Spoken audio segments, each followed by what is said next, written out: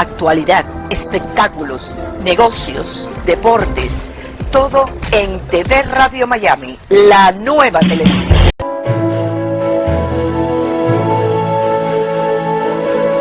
Agustín Rangugni, un periodista sin libreto.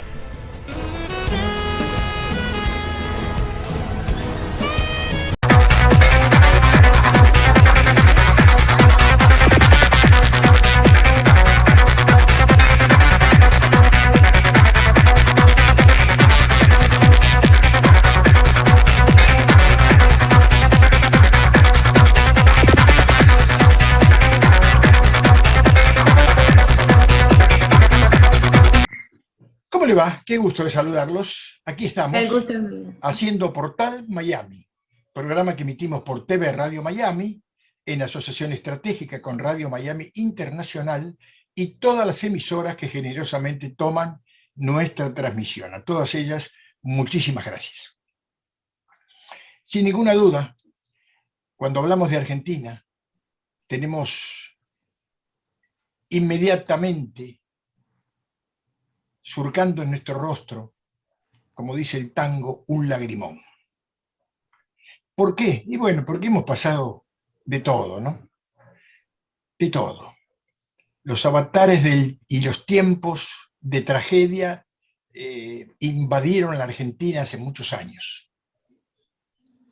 Tuvimos una época que tenía otras características. Secuestros, asesinatos, a mansalva. Argentinos que eran tirados desde los aviones al Río de la Plata, secuestros de niños, de mamás, ¿así se dice mamás? O de madres. Bueno, el asunto es que la Argentina no levanta cabeza y seguimos viviendo en una tortura china que no tiene una salida. Por suerte tenemos argentinos talentosos, muchos argentinos talentosos. Hemos rescatado, hace unos días atrás, una publicación muy interesante. Un libro que se llama Cita con Videla. Para aquel que no es argentino, no recuerda, hubo un presidente militar que se llamaba Videla. Un hombre que evidentemente no terminó bien su vida, porque no solo murió, sino que pasó los últimos años en la cárcel, precisamente por ser responsable de una de las mayores tragedias de la Argentina. Y entrando en tema, ese libro, Cita con Videla, fue escrito por una joven talentosa, muy joven, periodista de la zona de Quilmes, en la provincia de Buenos Aires, que la tenemos aquí ya. Le damos la bienvenida, porque realmente tiene que ser con bombos y platillos, porque lo que ha hecho es realmente un muy buen trabajo periodístico, y se llama Vanessa Cerone. Vanessa, ¿cómo te va? Un gusto de saludarte. Agustín, muchas gracias, el gusto es mío. No sé si notás que al entrar en tema se me congelan un poco las ideas, porque la emoción cunde. Tú estás lejos, pero nosotros, estás allí, pero nosotros estamos lejos aquí. Y sufrimos mucho todo lo que pasa en Argentina. Sufrimos porque estuvimos allí, porque yo viví toda esa etapa de tragedia en Argentina. Sabemos lo que significa nuestro espíritu. Así que valoré mucho este libro que con maestría has escrito. Cita con Videla. ¿Cómo nace esta historia de este reportaje al quien fuera presidente de los argentinos? Bueno, muchas gracias por tu introducción, por tus palabras. Primero les muestro la tapa del libro, Ajá. de Cita con Videla. ¿Y cómo nace? Nace cuando yo tenía... Aclaremos que el nombre de Videla completo, porque no lo dije, creo que en ningún momento, Sí. Jorge Rafael Videla, Jorge Rafael teniente Videla. general. Sí. Esta historia nace hace muchos años ya, se remonta a mis 15 años de edad. Yo descubro 15 años. a mis 15 años de edad, porque yo descubro de casualidad en una revista la carta a la Junta que escribió Rodolfo Walsh.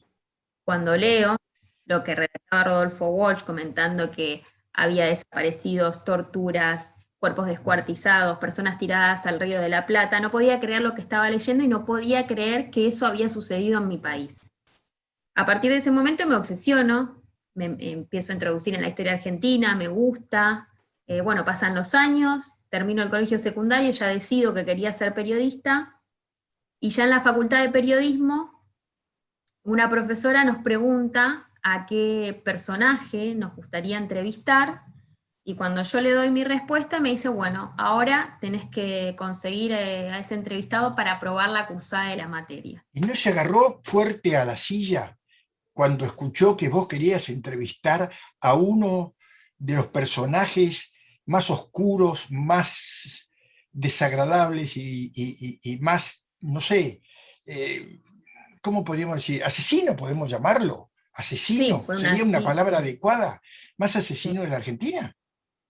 Sí, no le llamó la atención y me dijo, bueno, tenés que conseguir a ese entrevistado para aprobar la materia. Wow.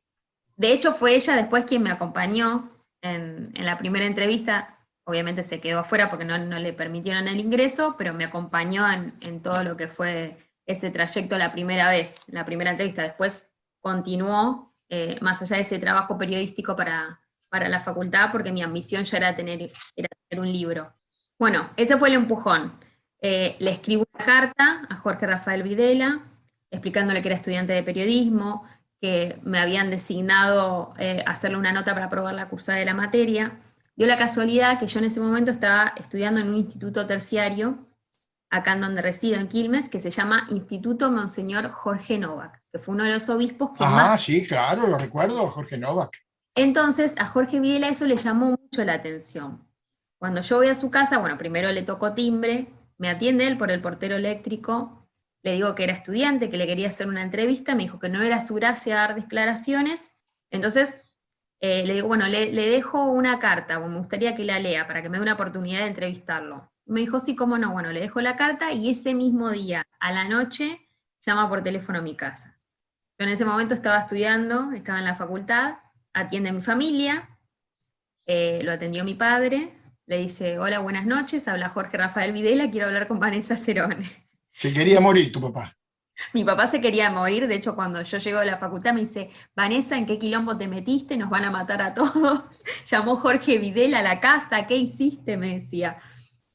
Bueno, y mi papá no sabía que, bueno, yo lo había contactado para hacerle una entrevista. A partir de ese momento me cita para la semana entrante y bueno, y así es que sucede la primera entrevista. Qué interesante lo que contás. De 15 años, 16, me dijiste, 15 o 16. A los 15 leo por A primera los vez 15 a la Junta y a los 20 lo entrevisto. Qué maravilla, pero a los 15 años ya tenías esa Esa curiosidad. Sí, no, pero no solo ese, sino ya la formación primaria del periodismo. Sí, Ya sí, habías me gustaba entrado en mucho, el de hecho mundo me del gusta. periodismo y tenías esa necesidad de llevar a cabo esta misión. Una misión dificilísima. No es tan Sí, fácil que el líder del terror de la dictadura argentina, el hombre que eclipsó la democracia en la Argentina de 1976, que instauró uno de los regímenes más sangrientos de América, te atiende siendo una periodista de 15, 16 años. Es realmente sorprendente. ¿Por qué crees sí. que te atendió? ¿Qué crees ¿por qué tomó esa decisión de atenderte? Porque es muy común, y nosotros ya tenemos experiencia en esto, de que los grandes personajes lo primero que hacen es desechar, ¿no? Porque saben que hablar les puede llevar a una condena. Pero, Sí. ¿qué crees que le pasó a él para tener esa actitud?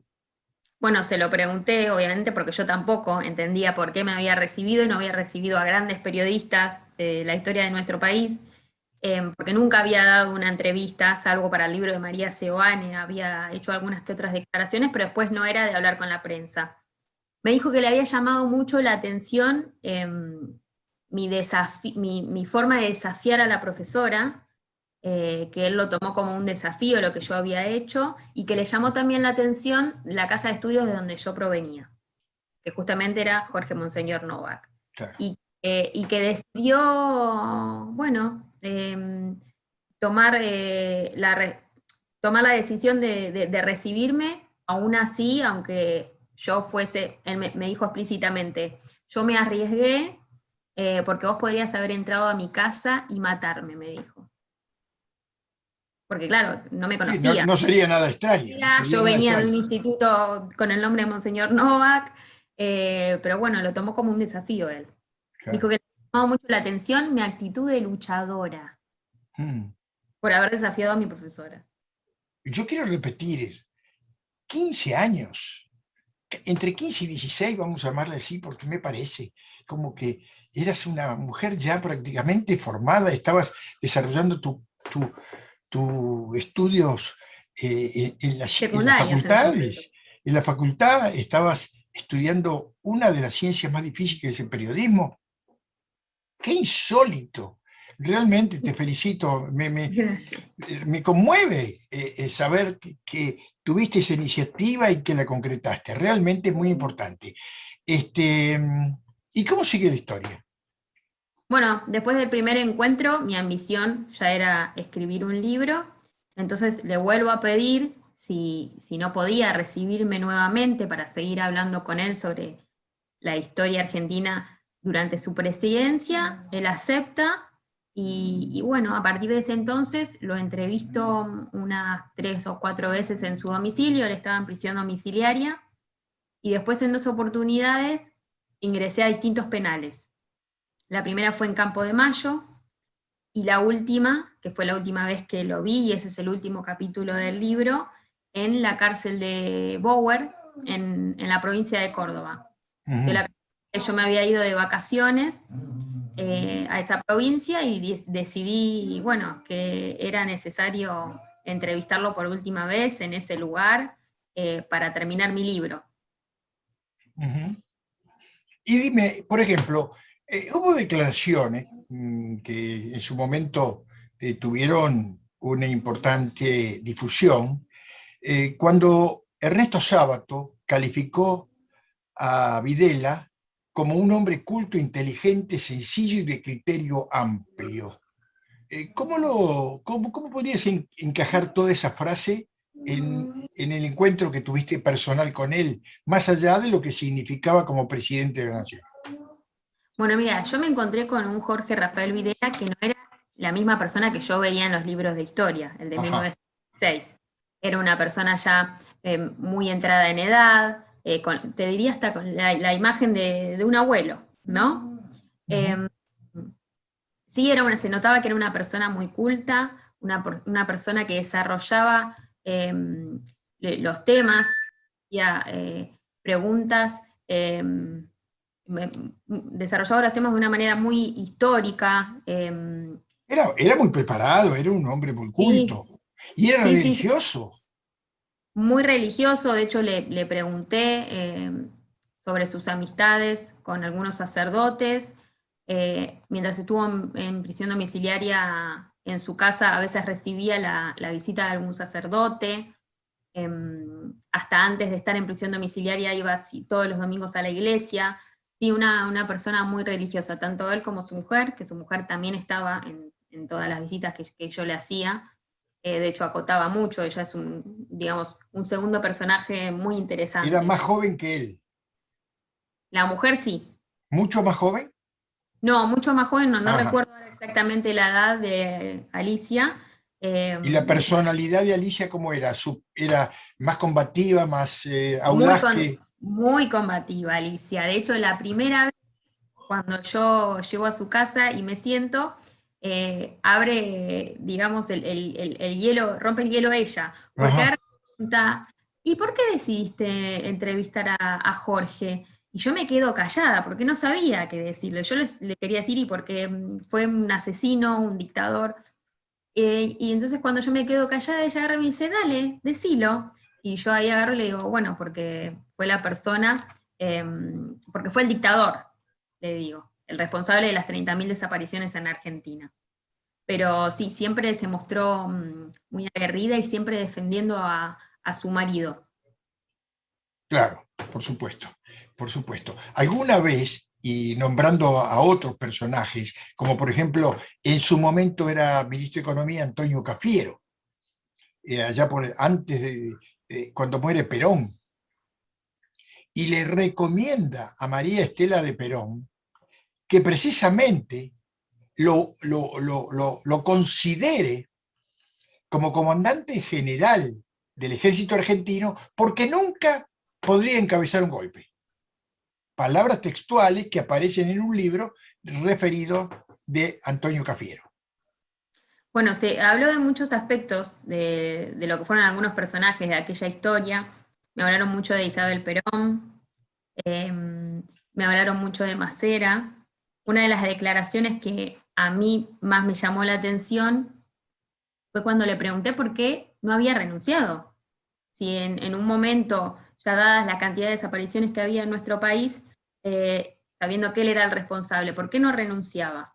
Y me dijo que él no renunciaba porque si él hubiese renunciado, iba a quedar a cargo una persona que iba a hacer que todo lo que estaba pasando en Argentina sea mucho peor, refiriéndose a Macera. Era A una persona Macera. con Siempre muchas fue su ambiciones sombra. Macera políticas. fue la sombra de Videla. Sí.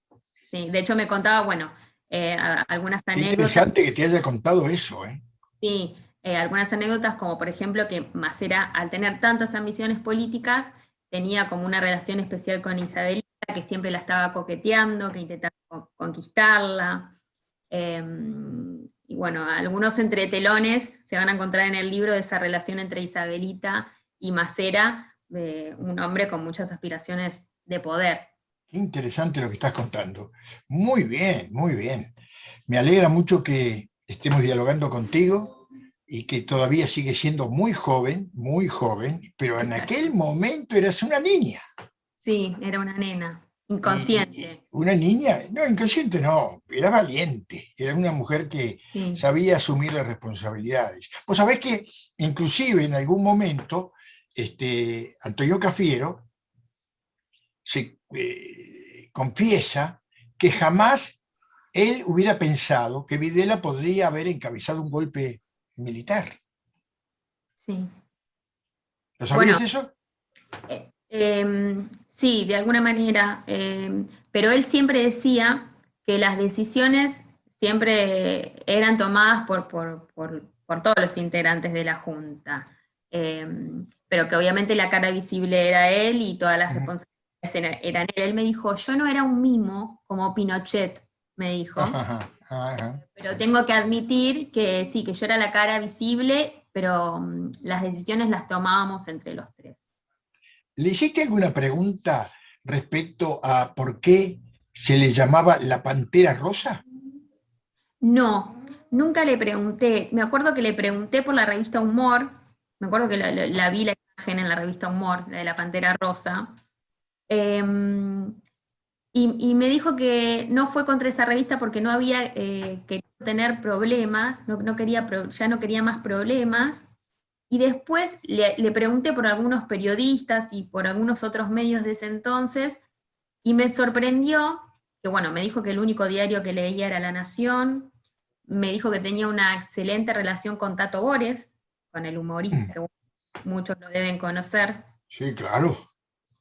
un humorista Un histórico. genio del humor Sí. político. Bueno, me sorprendió mucho que sean, me dijo que eran muy amigos, que se juntaban a comer, de hecho, hasta, bueno, hasta antes del fallecimiento de Tato Bores, se juntaban a comer, Ujú. no sé si una vez por semana, pero muy seguido se juntaban a comer y que eran muy amigos. Ujú. Dime, le hiciste la pregunta, yo me imagino que tú le hiciste todas las preguntas, ¿no? Así que Sí, me repito yo en esto, pero ¿le preguntaste sobre las 30.000 personas desaparecidas? ¿Qué sí, sí. aceptó esa cifra? ¿Se hizo responsable? ¿Cómo reaccionó? Sí, le pregunté por qué había 30.000 personas desaparecidas, cómo podía ser que había 30.000 personas desaparecidas en nuestro país durante su periodo como presidente, y me dijo que en realidad para él no eran 30.000, sino que eran 7.000 alrededor, porque en su momento el gobierno ofreció una recompensa en dólares, que no recuerdo ahora exactamente la cifra, pero en el libro está, para aquellos familiares que tengan personas desaparecidas, y que en ese entonces se presentaron solamente 7.000 familias. Bueno, es un tema que todavía ni siquiera se ha resuelto hoy día, ¿no? Hoy día todavía hay un interrogante ahí, algunos que dicen una cosa y otros dicen otra, ¿no? Sí, pero hay una distancia enorme entre 7.000 y 30.000 desaparecidos. Bueno, era su manera de justificarlo, pero después me dijo, puede ser que se hayan cometido excesos, que las personas que trabajaban en ese entonces hayan cometido excesos y yo no me haya enterado, tratando de justificar obviamente la cifra, ¿no? De 7.000 a 1.000. Me gustaría escucharte un relato directo, así que vas contando todo lo que te pasó en esa suma de entrevistas que tuviste con Videla, pero te tengo que preguntar, por ejemplo, hubo uno de los dramas, más allá de los desaparecidos, fue el tema del tráfico de bebés en Argentina, donde se robaban precisamente los niños o los hijos de los que eran detenidos y algunos sacrificados, ¿no? ¿Tocaste ese tema? Sí, obviamente, le pregunté por el robo de bebés, era uno de los temas que más me interesaba hablar con él, además de los desaparecidos. Le pregunté también por las abuelas y las madres de Plaza de Mayo, que después te voy a comentar. Y me dijo que en realidad la idea no era sacar a esos bebés y darlos a otra familia, sino que lo que hacían ellos era albergar a los bebés que se quedaban sin sus padres en lugares como, por ejemplo, casa cuna, y esperar a que algún familiar los vaya a retirar. Esa fue la respuesta textual de Videla al respecto. Interesante, interesante. Algo del Mundial, hablaste con él, porque en ese entonces la selección argentina gana el campeonato mundial que se llevó a cabo en Argentina. Bueno, ahí en el balcón de la Casa Rosada aparecieron todos los jugadores, el técnico, bueno, pero es una fiesta. Y mientras, bueno, ¿cómo se vivió ese momento? No, mira, hubo algunas cosas que se me pasaron, las preguntas más importantes para mí, yo creo que se las hice todas, pero por ejemplo el tema del Mundial fue algo que no toqué. Quizás fue un error no preguntarlo, pero me parece que eso es una pregunta que se la tenemos que hacer a los argentinos que vivieron en ese momento. Que llenaban los estadios. ¿No? Porque mientras estaban torturando personas, los argentinos estaban festejando el Mundial. En Argentina. Hubo muchos temas, y por supuesto los hay todavía. Tenemos la reminiscencia de que cambian más o menos las formas, pero en la Argentina vive igual, ¿no?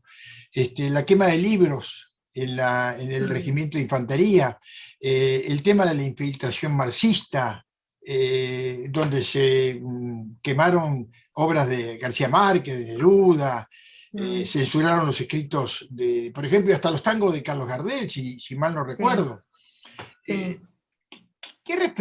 ¿Cómo te contestaba todo eso? ¿Tranquilo? ¿Se ponía nervioso? ¿Lo presionabas con esas preguntas? Porque me imagino que tus preguntas fueron filosas. Sí, me imagino que muchas de las preguntas que le hice no le gustaron escuchar, pero siempre me contestó con mucha frialdad, como muy entero. Y, por ejemplo, esto que vos estás citando sobre la quema de libros, le pregunté, por ejemplo, ¿por qué se prohibió en su momento el libro El Principito o el tema Help, etcétera? Y me dijo que eran por los mensajes que daban, que ellos no querían que trascendieran ese tipo de mensajes, ese tipo de letras, ese tipo de poesías. Y me lo decía con una naturalidad que uno no lo puede entender, pero bueno, es un militar. Claro, por supuesto, por supuesto. ¿Tú recuerdas el día, el mes, el año que hiciste la primera entrevista, ya yendo al grano, trabajando como periodista y él como entrevistado? ¿Te recuerdas? Mira, exactamente el día no, pero le mandé la carta el 4 de julio del 2005. Ajá. Lo veo por primera vez. Acá tengo el libro a mano. A ver. La semana siguiente, el 7 de julio, a las 18:30. ¿Del año? Del año 2000. 5. Mira, realmente, escuchándote, eh, estoy más concentrado en tu gran capacidad para enfrentar una responsabilidad de tal magnitud siendo tan joven y siendo un estudiante de periodismo. Enfrentarse con una persona evidentemente tan complicada, ¿no? Porque no solo por sus cargos jerárquicos, sino también por su representatividad en ese momento, un hombre acuciado por la justicia, un hombre señalado como un asesino, inclusive en el exterior surgían denuncias contra Videla. Y tú ahí enfrentándolo, ¿no? Realmente no es fácil. Le preguntaste sobre el indulto presidencial que firmó Carlos Menem, que permitió su excarcelación precisamente por los juicios que estaba recibiendo. No, sabes que eso fue otro de los temas que no toqué. Ujú. Porque no me pareció muy relevante en aquel entonces. Quería introducirme más en temas como, por ejemplo, los desaparecidos, el robo de bebés, las torturas, Claro. los métodos Bueno, que por el usábamos. tema del robo de bebé y los asesinatos, tenemos el caso de Alemania, ¿no? Que había solicitado la extradición de Videla para juzgarlo por homicidio de una ciudadana alemana. O sea que no, yo no sé cómo fue que lo metieron preso, pero muy poco tiempo, porque inclusive fue sobreseído en el 2008 por ese tema que se le había planteado en el tribunal de Nuremberg, allá en Alemania, ¿no? Pero lo volvieron a reabrir, solicitó de nuevo su extradición. Bueno, tienen ellos, todos los que están en ese rol de presidente, de funcionarios públicos, todos esos artilugios para zafar, ¿no?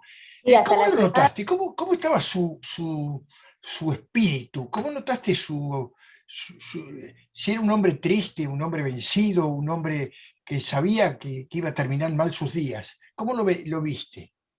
Mira, lo vi en dos partes. La primera vez, durante lo que fue la prisión domiciliaria y las visitas en Campo de Mayo, lo veía como un hombre entero. Y yo creo que el final de Jorge Rafael Videla fue la cárcel común, que fue en la cárcel de Bower, que fue cuando lo visité yo por última vez, que ahí sí se lo notó devastado físicamente y anímicamente. Porque él me decía, de hecho la primera vez que me recibió, me había pedido que esto no trascienda en los medios de comunicación, porque lo podía perjudicar por alguna declaración que él me haga y le podían llegar a quitar la prisión domiciliaria y él lo que más quería era estar en su casa con su familia.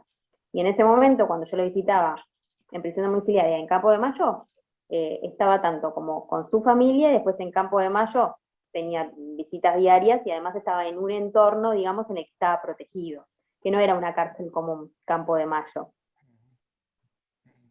¿Quién publicó este libro? ¿Qué editorial? La editorial Duncan. Ah, Dunque, sí, Sí, muy reconocida. Y eh, me llamó la atención quién hizo tu prólogo sí, del libro, Agustina Kampfer. Yo a Agustina sí. Kampfer la conocí por su relación con el vicepresidente de Cristina Kirchner, Sí, el ex vicepresidente Amado Boudou. Amado Sí, Boudou, que todavía está en cuestiones con la justicia por haber hecho tantos revueltos ahí, hasta de robar un auto o dar un domicilio falso o estafar a su ex esposa. Bueno, ¿por qué tenés el prólogo de Agustina Kampfer? bueno, yo a Agustina la conozco como colega, como periodista. Nos conocimos una vez dando una charla para estudiantes de periodismo en la Universidad Nacional de Quilmes. Y a partir de ahí nos conocemos, nos hicimos buenas amigas. Ella leyó mi libro cuando todavía no era un libro, cuando era un borrador. Le interesó mucho, le gustó muchísimo, y yo sé que a ella también es un tema que le interesa mucho, el tema de los derechos humanos, la dictadura militar. Y le propuse si quería hacer el prólogo de mi libro, y aceptó gustosamente. O sea, dejaste de lado todo lo otro que no tenía nada que ver con tu relación personal con ella y el periodismo. Todas las cuestiones que la afectaron por esa vinculación con el vicepresidente. Agustina es periodista, y antes de conocer a Amado Boudou también era periodista, Sí. y después los problemas que tenga con la justicia Amado Boudou no los tiene Agustina Kempfer, ella simplemente era su pareja. Sí, pero fue muy cuestionada, ¿no? También. Sí, obviamente fue muy cuestionada, pero más que nada por periodistas, y bueno, la justicia la investigó de hecho, pero ella no tiene ningún tipo de problema con la justicia. No, creo que no. Creo que ella no tiene nada que ver con el pasado de Boudou. Lo que pasa es que como periodista tenía que haber tenido el olfato, ¿no? No sé, lo digo yo esto, ¿eh? Olfato de meterse con alguien con ese prontuario. Bueno, no sé, de las puertas... Tema aparte. Dime, ¿cómo sigue tu carrera? Bueno, yo sigo siendo periodista, después de escribir el libro continúo con mi propio emprendimiento independiente. Tengo un periódico zonal hace 11 años. Ajá. En el distrito donde vivo. ¿Dónde es? En Quilmes. ¿En Quilmes? ¿Cómo se llama el periódico? Panóptico Sur, es un diario con tirada en Quilmes y en Berazategui, que es el distrito vecino. ¿Es de papel o...? En papel, y también está en internet. Ah, qué bueno, lo vamos a ver. Panópticosur.com.ar, pero es más que nada noticias locales para la región. Estuve trabajando un tiempo también como asesora de prensa, y ahora, bueno, estamos en pandemia, así que dedicándome exclusivamente de lleno a mi periódico. Bien. Como asesora de prensa, ¿te dedicas a la política, a los negocios, a la tecnología, al espectáculo? Estuve asesorando a algunos legisladores acá en el ámbito local, concejales, diputados. Tuve un periodo en que trabajé como asesora en la parte legislativa. Ya tenés una linda experiencia, ¿no? Y tengo 36 años. Bueno, pues sos muy joven. Muy joven. Y ya tenés una larga historia, una larga experiencia. Muy bien, felicitaciones. Realmente un placer haber conversado contigo, conocer esto que es una experiencia invalorable la que te ha sucedido, una experiencia que seguramente te curtió y muy bien.